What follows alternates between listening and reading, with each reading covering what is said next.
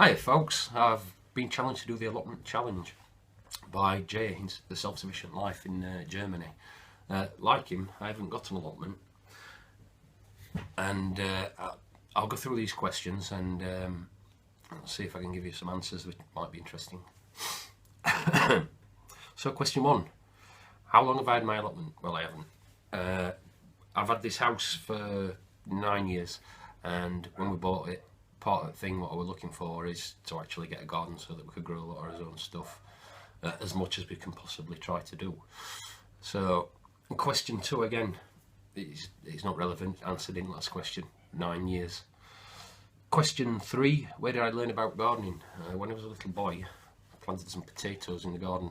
When I was about 8 years old, we lived in a block of flats for years and years until I was about 8. And when we got a house, I planted some potatoes and was very impressed at the results, and sort of got the bug then. Always grown a little bit of stuff. I lived in Spain, Canary Islands, for 8 years as well, and always had some tomatoes and peppers and stuff on balcony, which, you know, always interesting. I like real tomatoes, not supermarket tomatoes. Question 4, do I plant a winter garden? That's about as near as it gets. I do a grow room over winter. I haven't done much this year. These are just sweet potatoes that are on life support sort of thing. I'm trying to bring them through so that I can grow them again next year. First time I tried them this year and I'm impressed. Try sweet potatoes if you can. Question 5, what's been my biggest success of the year or ever? It's a good one, isn't it? This year I think would be successfully growing Yacon. Again, thank you Jay, Self-Sufficient Life. He sent me some starts, what do they call them? You know what I mean.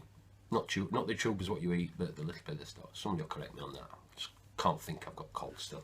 But there was a success, and I'm very impressed with them, as well as the sweet potatoes, to be honest. So there'll be something I'll be trying to keep going and keep in the garden. Question 8, what's been my biggest disaster? I haven't had a huge disaster. Slugs are always a pain in the backside. Last year I planted, I did a lot of hardwood cuttings, and in spring they all come beautiful, and we just had like a major hot and dry summer, and every single one of them I lost them, and my attempts at grafting, but it's a setback because I'll try again this year. Question 7, do I have tried and true crop varieties as I always grow? Yeah, I do. I have some kohlrabi, which I love, cooked or raw. I always grow radishes, kohlrabi, the lettuce obviously, the salad type stuff, beans, although I've got a new variety of beans, the Cherokee Trail of Tears, which are fantastic, really nice and tasty, again from Jay, thank you my man.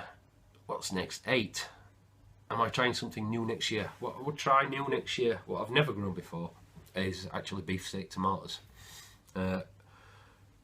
Last couple of years I've had some success with growing tomatoes. Before, yeah, for every year I failed because of blight, and Halva in Norway suggested putting a tomato roof on it.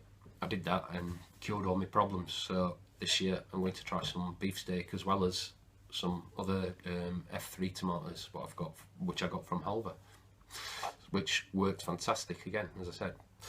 So question 9, do I preserve my crops? We do try and preserve stuff. We generally eat a lot of it because we don't get that much huge amounts, but we do some drying, some freezing, and jams, because we've got quite a bit of soft fruit now, and my wife makes excellent jam, and I'm a very big fan of jams and jellies, so that's where we preserve. And what's my favourite meal to cook from my garden or veg plot? Yeah, I like a lot of it raw. It's part of my thing. I like to be able to go around garden and pull a carrot and eat it, pull a radish and eat it, peel a kohlrabi and eat it. I like it all cooked as well, but I don't think I've got a favourite meal. I mean, obviously if you're looking at your veg, you're looking at your meat and two veg. I'm from England, so it'd be like, you know what I mean, potatoes, cabbage and your Sunday dinner as much as anything else. But I just like everything, you know. I mean, what I really love is just going out and picking it and eating it rather than, you know, cooking it.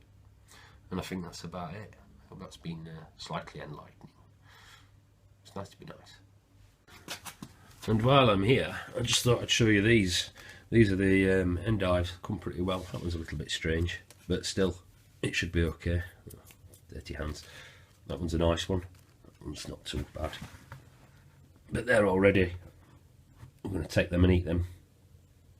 Again, reason for forcing them like this in dark is they're a lot sweeter when they come like this. They're not as bitter as they usually are. And again, I could have left these in garden. I could have pulled these out in a couple of weeks with weather how it is now, and I'd have been eating these at Christmas. I almost forgot.